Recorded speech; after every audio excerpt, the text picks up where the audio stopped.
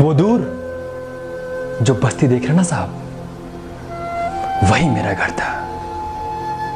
मेरा बाप इसी बागीचों में काम किया करता था। वर्कर लोग बहुत इज्जत करते थे साहब उसकी, बहुत इज्जत।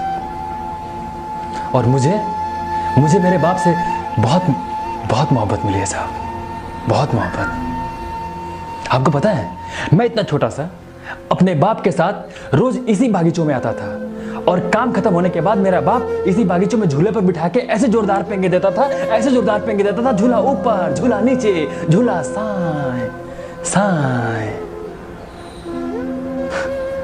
अच्छे दिन थे साहब, अच्छे दिन थे।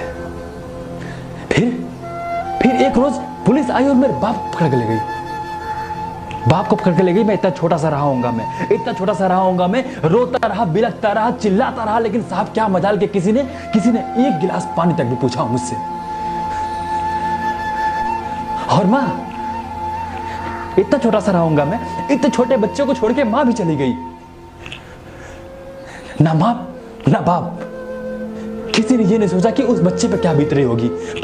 फिर रात आई ना साहब, रात आई तो भूख लगी, और जब भूख लगती है ना साहब तो ऐसा लगता है कि कोई जानवर पेट में नोच रहा हो, खा रहा हो। पागल हो जाता है इंसान, पागल।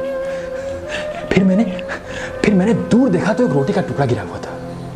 मैं इस रोटी के टुकड़े के लेने के लिए लपका, बगल से कुत्ता लपका। मैं भागा, कुत्ता भागा, मैं भागा, कुत्ता भागा, कुत्ता भागा, मैं भागा। फिर मैंने उठाया पत्थर और दे मारा कुत्ते के मुंह पे। जैसे रोटी का टुकड़ा गिरा ना साहब, मैं दौड़ते गया, उठाया रोटी के टुकड़े को और दबा के मुंह में चबार चबार चबार चबार चबाने लगा। उस दिन से साहब ना, उस दिन से ऐसा लगता है कि किसी ने जमीन और आसमान पे लिख दिया हो कि देख रे मुन्ना देख, अगर तुझे जीना है ना, अगर तुझे जीना है तो छीनना सीख, जीना है तो छीनना सीख। हाँ साहब, ऐसा लगता है।